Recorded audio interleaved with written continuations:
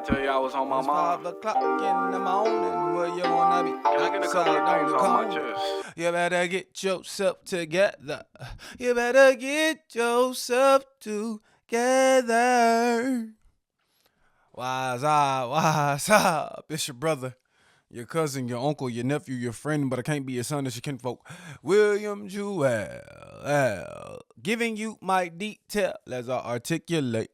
This is articulating rap. How y'all doing? If you haven't already, make sure you hit that subscribe button down below and turn all the notifications on so you can get all the new content, all the new clips when I post it.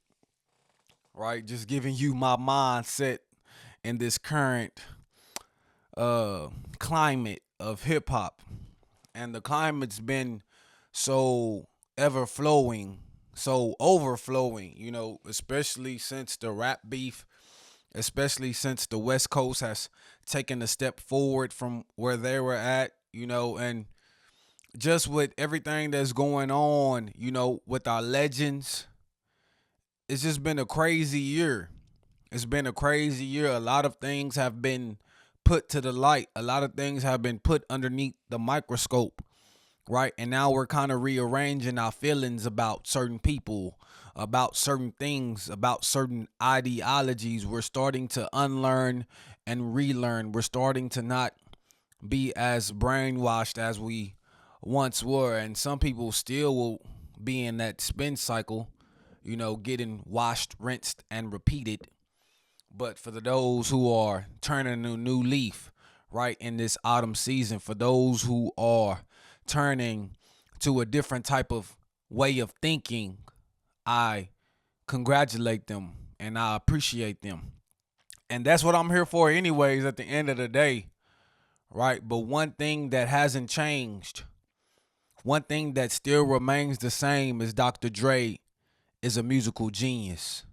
One thing that hasn't changed, one thing that's, even more certain now as we get older and as the hip hop culture grows in age, Snoop Dogg is a legend, right? A legend that we need to show him respect, a legend that we need to show him reverence, not just because of the personality he is, but because of the musical icon he is, because of what he's done for hip hop, what he's done for rap, what he's done for gangster music, what he's done for the West Coast, right? And just seeing him on the mainstream, he's that representation of us, right? His ideals, his thought process, the way he feels, he represents for our culture in these commercials, in the Olympics.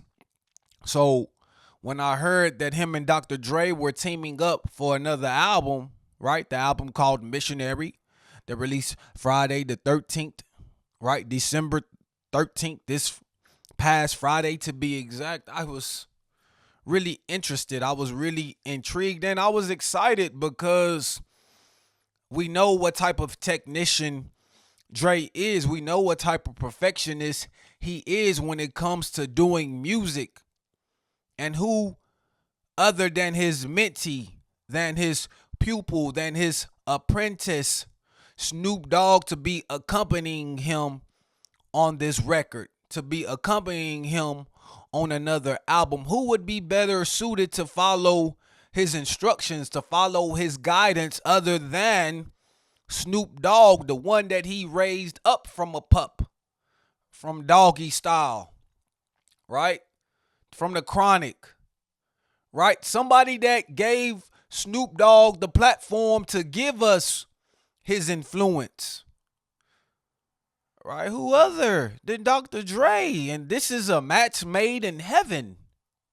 And when I heard Missionary, I believe I had some angel wings on and I was flying up to the upper room to see the man up above. And he talked to me and he was telling me, this is good music. This is grown and sexy music. But it got a little bit of youthful energy, right? Right? A little bit of youthful energy. I can feel it in the musicality and the the sonics and the production. It's just so Dr. Dre. It's not even just West Coast. It's a combination of just soulful samples, soulful music that gets into your body, that gets into your spirit, that might make you want to two step, that might make you want to just, you know, nod your head. Like, not too much dancing, but you might want to give you a little two step, a little 1 2 here, a little 1 2 there, but just that same authenticity that hip hop gives. And when we talk about the grown man music, when we talk about the adult contemporary hip hop, when we listen to the Common and Pete Rock that went on earlier, when we listen to the death of Slim Shady, when we listen to these grown man musical albums, right? We have to exalt them. We have to give them the light that they need, right? Because this is definitely great music.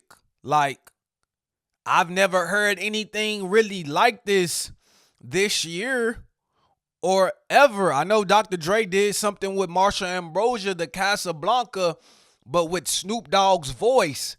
And the way that he was rapping, I never heard Snoop Dogg rap like this since the early 90s. Lyrically, the way he was getting into the different pockets and patterns and flows, cadences, doing a little bit of singing, using a little bit of the auto tune, giving us a little bit of melody, giving us a little bit of that smoothness, like it was some cognac, giving us some of that yak type of vibes, type of feeling where you have a cigar, you're sipping some of that yak straight. Nothing on the rocks. That's just what it felt like. It hit your chest a little bit strong, but at the same time, it was satisfying. It was fulfilling. This is the type of music that us as grown men, us as the 30 plus community, this is the type of music that we will enjoy and that we should enjoy. And this is, what hip hop is starting to move into. And Common and Pete Rock did it. I feel like Eminem did it in his own way. And what Snoop Dogg did, and I believe Bun B and Trill Selector, and Static Selector, they've been doing that too. But I believe like this is kind of like that movement. And that movement needs a little bit more light shed on it. That movement needs a little bit more eyes on it, because when we think about the Kendricks, Drakes, and J. Cole's, who is going to be following them? We don't have any successors lined up other than JID. You know what I'm saying? And Smino, some people like them, but they're not giving that type of light. So right now, all we got is that big three, and then we got the legends that came before them. So the fact that hip hop is going into this adult type of style and type of musicality, I love to see the way that it's evolving. And what better way to showcase its evolution than using Dr. Dre as the vessel, that using Dr. Dre as the vehicle who can orchestrate this music and put this music together, the same way with Pete Rock, the same way with DJ Premier, the same way with Static Selector, the same way with a lot of these other producers that know how to, get down in the depths and give us that soulfulness, but still find a way to give us the energy that we need to stay on point and upbeat. And it just sounds like something that, you could hear commercially, something that sounds good in a corporate environment, but the lyrics, but the substance that was embedded into this music is still cultural. So it was very cohesive. It was very smooth. One of the underrated features is Coco Sarai. I don't know how to pronounce her name, but she was the glue. Like, just her voice, just that feminine melody kept a lot of these songs on point. And then salute to BJ the Chicago Kid. That song with Jelly Roll. Man, like, and then we can't forget about Guns and Smoke with 50 Cent and Eminem. Finally, 50 Cent gave us an actual verse. And he was rapping. So, Snoop Dogg, 50 Cent, Eminem all from the Aftermath tree, giving us a song, giving us some music. And Dr. Dre, he's such a catalyst, right? And to be honest, and I guess this would be my only critique of this album. It do sound like somebody wrote that shit for Snoop. It don't sound like he got in the booth and was that motivated or that inspired to give us different flows and give us all these different types of ways he could deliver on a track.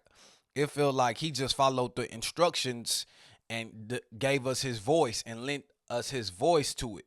But I do believe he was kind of orchestrated to do so, and these things were written for him, because we know Snoop Dogg has admitted to having people write for him, and it did sound like these things was written for him. But Method Man, oh my God, he said I'm the MJ of the group. Can't forget about that. But when I look at the track list, that Hard Knocks, man, that was one of those songs where like Snoop killed it, like lyrically. And it just made me think like, who the hell is writing this shit for him? Right? And then in Negotiator, the last track, like lyrically, like Snoop Dogg made you think like somebody gotta be writing this shit for him, because I ain't heard this shit from Snoop in a while. But that's really like my only critique is, although Snoop sounded great, sounded good, it do sound like he didn't write it, right? So the authenticity was slightly missing there for me. Or maybe it just felt like that was the only thing that I could critique this album if I was being nitpicky, right? That's just a nitpicky critique. And then we got to go to the next album, right? We got to go to the next album.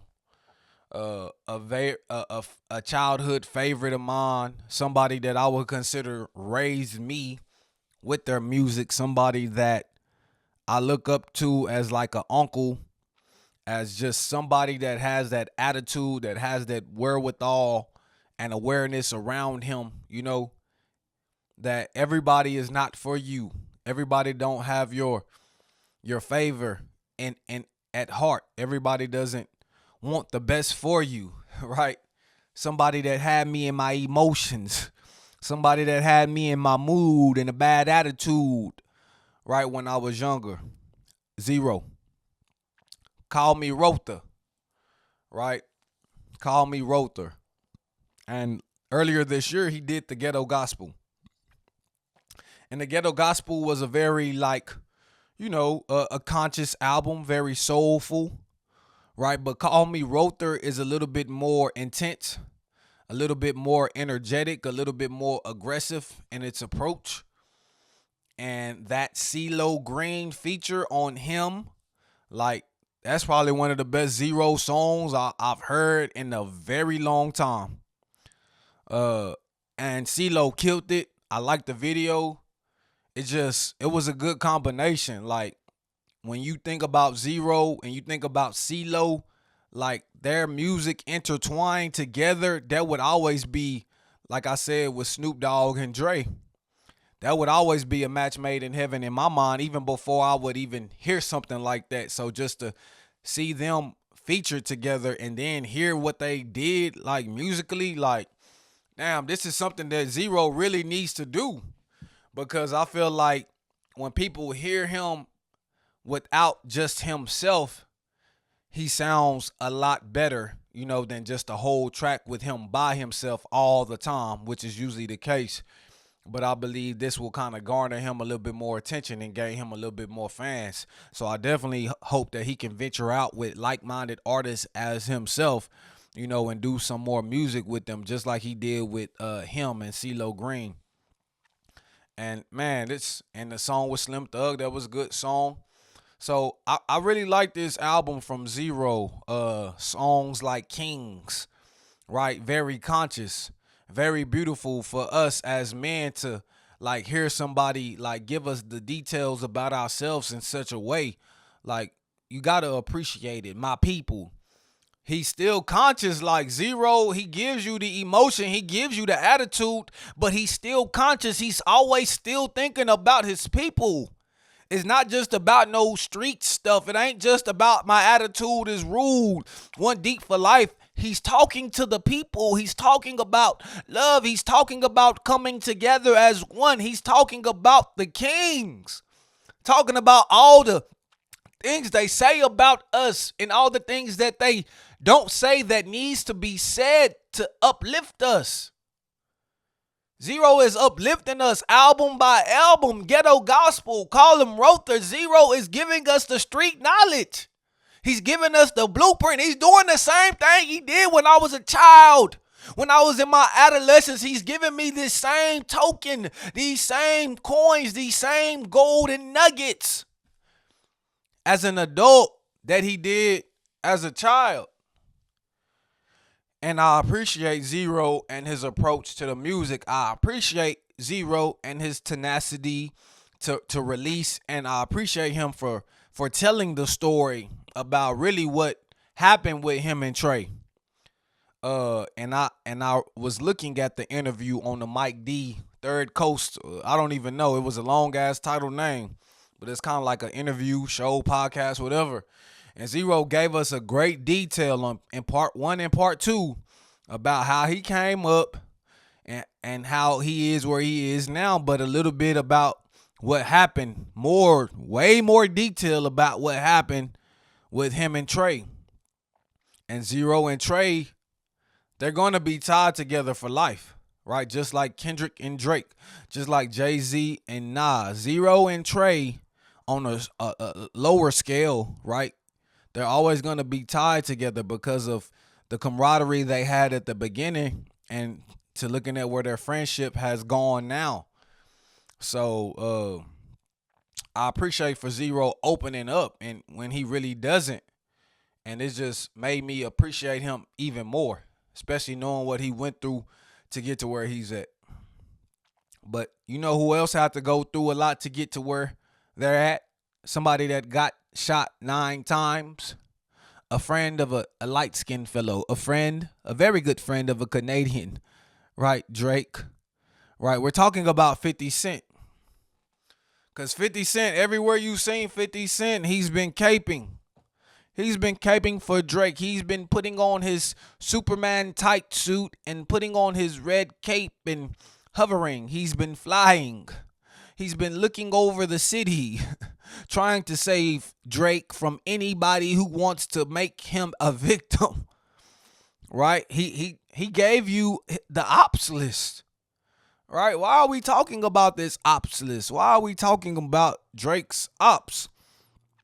And one thing that I said, and I'm going to reiterate it again, one thing I said is, ain't no way you make that many enemies and it's all their fault. I understand when we got critics and people in the media critiquing us and giving us their opinion on the situation, on the battles, and it seems like everybody against you, but think about what LeBron James had to endure, right, when he went to Miami Heat. Think about what he had to endure when he lost to the Dallas Mavericks and it seemed like he quit on his team, right? Think about what he had to endure when he went back to the Cleveland Cavaliers, won a title, and then lost 2 more to Golden State Warriors. Think about what he had to endure when he went to the Lakers, got a title in the bubble. Think about what LeBron James had to endure. Think about what Russell Westbrook had to endure through the media critiquing him when he played with LeBron James. Think about what Kevin Durant had to endure when he left Oklahoma City and went to Golden State. Think about what he had to endure. Lamar Jackson, when he had the best defense in the league and lost to Kansas City because he wanted to throw the ball and wasn't running it. Think about what he had to endure. Dak Prescott, right? Losing in the fashion to Green Bay last year. Losing to the San Francisco 49ers 2 years in a row in the playoffs. Think about what they had to endure. But is Stephen A. the ops? Is Ryan Clark the ops? Is Skip Bayless the ops? Is Shady McCoy? Is Emmanuel Acho? Right? Is Molly Karam? Right? Are they the ops? Shannon Sharp, is he your op? Is Ocho Cinco your op? Like, people's gonna critique you, brother. They're gonna have something to say about you because your life is in the public. But just because they have an opinion, they're doing their job. That doesn't mean they want ill will for you. They're calling it how they see it. Do they have some biasness? Who knows? But, it is what it is. Like, all these people, they're not Drake's enemies. Drake is the enemy of these people. That's the thing. They're not Drake enemy. You got to think about it like this. If somebody hate me, don't like me, right? If somebody done did me wrong, lied about me, mistreated me, right? To me, do I have to make them my enemy, or did they already make themselves my enemy by that type of behavior? That's the thing. And so, like we said, you can't control how somebody's going to respond. The same way on Family Matters. Kendrick had a response already ready. And once he knew you was going to drag his people's name through the mud, he responded. You can't control how people respond. Like in 50 Cent, please take your cape off. Right? Please lower down your x-ray vision. Please lower down your strength. Take a little bit of kryptonite, Superman, and just sit down for a second, sir. But I understand that you have something working with Drake. I understand that something may be in the works. I understand Drake is an actor, the famous actor we once knew was now spiraling. I know 50 Cent probably has an idea to get him back up the spiraled staircase. Right? He's done shows like Power. He's done shows like BMF. He's done shows like all over the place. Movies as well. So I could see him working with Drake and being one at the forefront to keep Drake's name positive in the public, regardless of how people try to see him. So I could see why he's doing that. And I could also see 50 as like a contrarian, as a natural contrarian, because I'm like that as well. Once I see somebody that people are going against, I go for that person, an underdog type of. I root for the underdog. So I see 50 Cent is doing the same thing. So I'm not mad at him, but it's strange. It's weird to me, right? That somebody that's of the same tree, of the same ilk, like Kendrick Lamar with Aftermath, that you're not like giving him any credit. Like, you giving him credit, but it's like backhanded compliments. I watch him pander with the backhanded compliments. Now put his neck on a Cuban link for a monument. Now put his head on a Cuban link for a monument. Right? So that line could be directed to anybody, but it seems like it's more directed towards 50 Cent in the time being. Right? So I won't be surprised if there's going to be some more shots shot at 50 Cent way. And then he going to act like he ain't do nothing. He's good at gaslighting. He's good at throwing rocks and hiding his hand. This is his strategy. There's always been his strategy, right? To troll and stay relevant, and it's always worked, and it's going to continue to work because he's 50 Cent at this point. He's one of the moguls, right? He's one of the guys that Puffy was. He's one of the guys that Dr. Dre is. He's one of the guys Eminem is. He's one of the guys that Jay-Z is. And Jay-Z, like, that shit hurt. That shit hurt, like, and I'm really cursing now. I don't think I really said a curse word this whole thing, but like, damn, that shit hurt. Why? Why do I curse so much about Jay-Z? Like, I can remember like some of the first rap songs I memorized was the Hard Knocks of Life. Standing on the corner, drop. Some of the hottest words this rapper never heard. Like, I just remember Jay-Z very vividly in my childhood, like on the radio, like just seeing him, hearing him everywhere. Like you couldn't turn on BET, you couldn't turn on the radio without hearing Jay-Z. And Jay-Z, he haven't been my idol, he haven't been my icon, but he's definitely something and somebody that I look up to. Just as a businessman, being cruel, being blatantly honest, and just his simplicity about how he goes about doing things, not making things too complicated, right? Knowing when the time is up in certain friendships, knowing when that season is over and it's time to move around, knowing about the golden, just seeing a woman like Beyonce and knowing like her value, knowing, what I'm saying, what she's worth, and knowing that making her his wife would be better for him and better for her. He protected her so long, and she helped him continue to be relevant for so long. Like just knowing how much strength comes with a power couple. Blue Ivy, right? And seeing her blossom as a young lady, like seeing Jay become a parent, a father.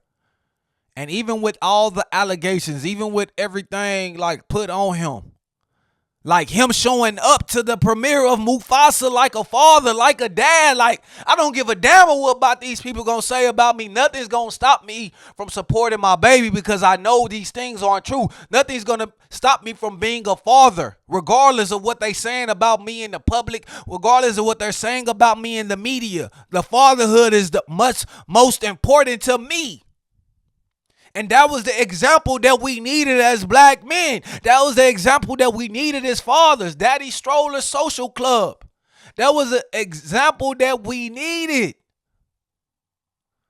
Like through it all. Through all the pain, through all the hurt, through all the back talk, through all the times your name been stepped in on the mud. You still show up for your family. You still show up for your loved ones. No matter how the public looks at you, no matter how people feel about you, you still show up for your loved ones because they need you. They need your strength. They need your comfort. They need your support.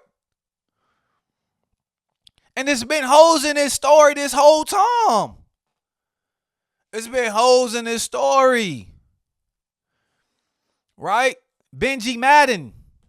He was never even at the party. The lady was talking about her having a conversation with him and him showing her a tattoo. He was never at the party. He was on a tour in the Midwest somewhere.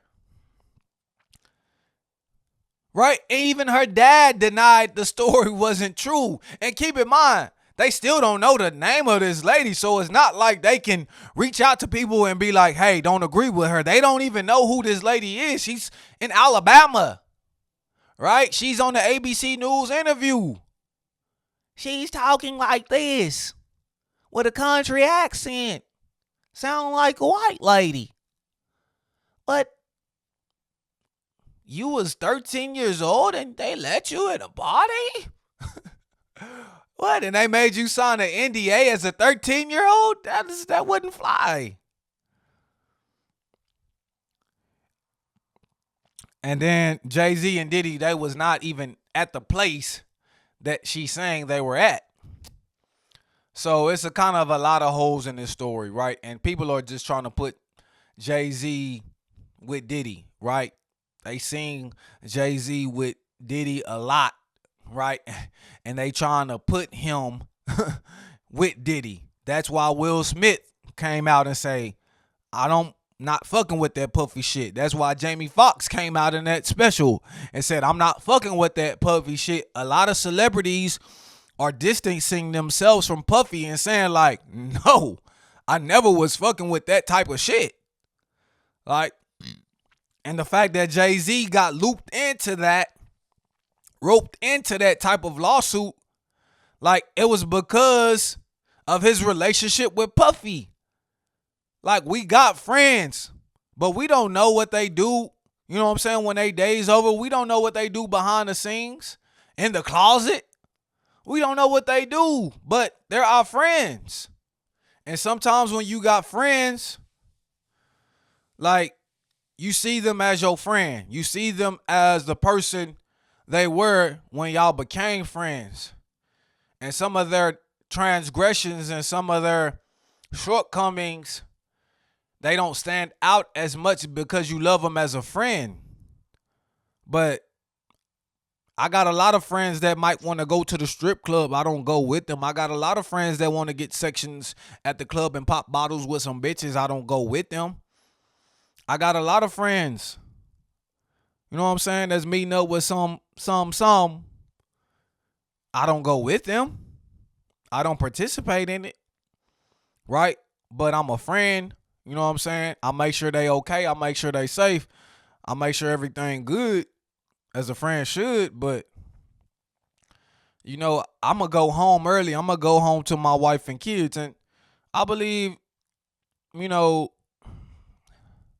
it's just disheartening that they try to go to our idols. They try to go to our icons. They try to go to our leaders. They try to go to our wealth, right? Because Diddy, Puff, you know what I'm saying, Jay-Z, Bill, like, they had wealth. They're going to our wealth and they're trying to destroy these guys. And everybody, it seemed like everybody knew this was coming. Everybody knew they was going to try to go for Jay-Z. And when he came back and said what he said, like, pursue me criminally. Like, this shit is heinous, bro. This shit wicked as fuck. If this is real, come at me criminally, bro. Like, that's what should really happen. This person should be put away. Ain't no amount of money in the world that should be able to, like, take away this crime from being happening. And they sent a demand letter, and they wasn't trying to look for no money. But the demand letter is knowing that if you trying to seek some mediation with the person, it's supposed to be y'all discussing the amount that you want to settle for. So although you might not be trying to get some money, although you might not saying this is where we're going to talk about money, this is just lawyer speak, you know, from what I'm hearing, from what I'm taking in. So at the end of the day, like, you don't ever want to be on the wrong side, like a justice defending somebody, like, if you don't know them personally. And sometimes the people you know personally will do some crazy shit as well. So you don't want to be on the side defending somebody because you don't know them. But also, you don't want to be on the side of presuming somebody is guilty before they've had their day in court, before the justice system has even ruled that they're guilty. So it's kind of like, you got to play both sides. You know, you got to understand the victim and, you know, listen to the victim. But at the same time, when you see some shit like this, you hear their interview, you already know about Tony Busby. You know about how he did Deshaun Watson and how it was one or two cases and it ended up being 24 Jane Does. Right? We already know how he ran Deshaun Watson through the mud. Right? And the NFL know that was some bullshit, because if it's 24 allegations and they still signed this man to a $230 million contract guaranteed, they know that shit wasn't for real, for real. Maybe a couple of women he was involved with, but damn, 24 masseuses, they was trying to add up on bro. They were trying to stack up on bro.